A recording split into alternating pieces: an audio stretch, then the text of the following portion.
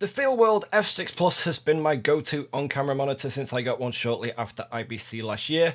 When I posted my initial review of it to DIYP, one of the things I mentioned was that it doesn't have a Vectorscope or Waveform. They're both huge features for video shooters, but it wasn't that much of a surprise as you typically don't find them on monitors at this price point. And for how I intended to use it, it wasn't that much of a problem. Well, now Feelworld has dropped a new firmware update that adds both of these features to the F6 Plus. This probably makes it the best value on-camera monitor on the market today.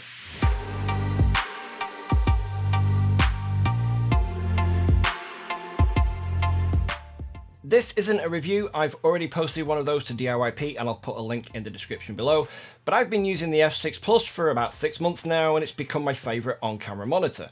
It's a nice size that doesn't get in the way, it's got a DC power output that I can send to a dummy battery in my camera, it has an HDMI pass-through so I can hook it up to the Mars 400S transmitter and people can watch on remote monitors. It's got 1080p resolution but it can take a 4K HDMI signal, and it's also touchscreen so there's no messing around with cryptic buttons.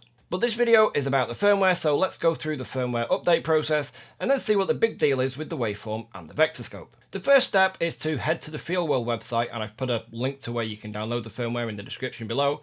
So download the file from the website, save it to your PC, then copy it to the root directory of an SD card. I'm not sure what capacity cards the F6 Plus supports, but I'm just using an old 16 gig one. With the F6 Plus turned on, pop the card into the SD slot on the bottom and double tap the screen to bring up the menu. If you tap the settings icon, a list will pop up and at the bottom there are a couple of boxes showing you the current version of the firmware and an option to update. Tap the firmware update box and hit the right arrow and it'll start searching the SD card for an update. When it finds one, it'll do the update automatically. Make sure you've got a battery with plenty of charge in it or use an AC adapter so that it doesn't die in the middle of the update. After it installs the update, the monitor automatically restarts itself and then you're done. So where do we find the Vectorscope and the Waveform? What do they do? How do they work? And what's that thing on your desk with all the different coloured boxes on it, I hear you ask? Well, this is the X-Rite colour checker video, and once you understand what the Vectorscope and Waveform functions do, the usefulness of this will become obvious. So let's start with the Vectorscope.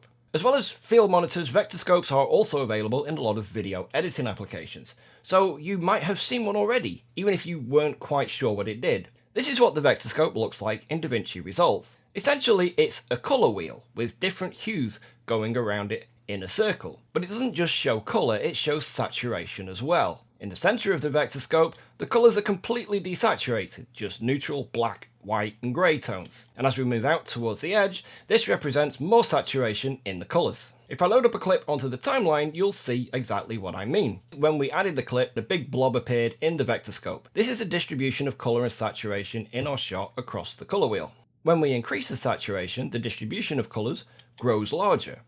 It's expanding outwards towards the edges because the colours in the shot are becoming more saturated. When we drag the saturation down, it gets smaller until there's no colour left in the image at all, and everything on the Vectorscope becomes a dot right in the centre.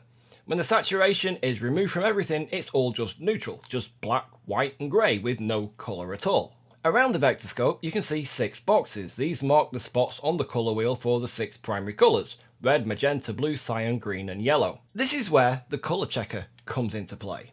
These 6 boxes here are those red, magenta, blue, cyan, green and yellow colours represented in the Vectorscope. On the F6 Plus, when we point our camera at it, we can see these swatches appear in the Vectorscope on the screen. But remember, the Vectorscope shows saturation too, so these swatches don't have to be right dead center in those boxes, and if you're shooting low contrast desaturated log footage, they probably won't anyway. They just need to appear somewhere running through a line from the center towards those boxes. We can use the Vectorscope to help set our white balance as well. You can see that if we change the white balance on the camera, the colours start to move all over the place. Our 6 colours are nowhere near the boxes that they should be. If we point it at the neutral areas though, as we rotate the white balance around, we can see that they're getting much closer until finally they line up with the center dot almost perfectly. A feature of the Vectorscope in Resolve and other editors like Premiere Pro is a line which represents the skin tones. That's what these other boxes are for.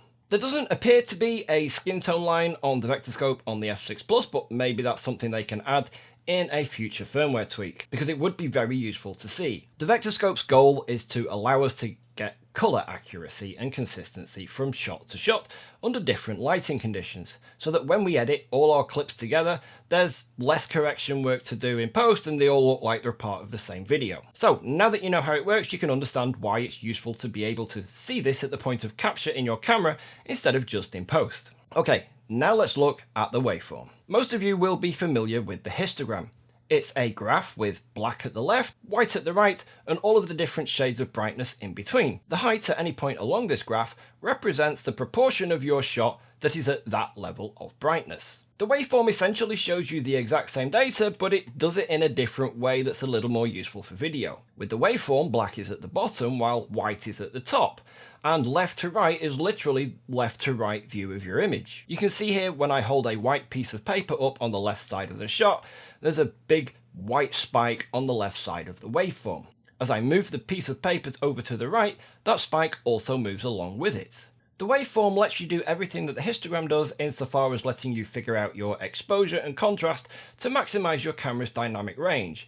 But the big advantage it has over the histogram is letting you see exactly where in your frame those different levels of brightness and darkness are. With a histogram, you've really no idea from just looking at it where that tiny little blown out bit in your image is. You just know it's blown out somewhere. The histogram works okay for stills because you can just take a shot, see how it looks, adjust and take another shot. But the histogram isn't so useful with video. The histogram's better than nothing, sure, but the waveform is much better. When your view may be changing throughout the shot or you have to wrangle a whole crew and you can't do 20 takes, you just want to be able to shoot quickly and be able to edit multiple shots together on a timeline with some level of consistency in brightness and contrast. But the waveform has another trick up its sleeve. As well as just showing you the overall brightness, it can show you the brightness for each individual colour channel. This means that, like the Vectorscope, we can also use the waveform to white balance as well. You can see here when we point the camera at the white balance target, the green and red channels aren't even with each other at all, and the blue's so high it doesn't even register. As we spin the dial, you can see the three lines get closer together and the shot appears more neutral. So now you understand how they work and why they're so useful, you can understand why the Feelworld F6 Plus getting this kind of functionality is actually a pretty big deal. You can enable both of these features individually and have them overlaid on top of your shot. You can also go into all scopes mode, which shows both the waveform and the Vectorscope, along with the regular old histogram and your audio level meters. A scaled down version of your shot takes up most of the top left of the display. With the new firmware update, the F6 Plus is now probably the cheapest monitor on the market that offers both waveform and Vectorscope, making it pretty amazing value. If you know of an even cheaper on-camera monitor that offers these features, and 1080p IPS touchscreen and can take a 4K signal, then let me know in the comments. If you like this video, don't forget to give it a thumbs up, share it with your friends, subscribe and all that stuff. I'll put links to the monitor, the firmware and the colour checker down in the description below. If you've got any questions about the F6 Plus or the colour checker, you know where to post them. Thanks for watching and I'll see you next time.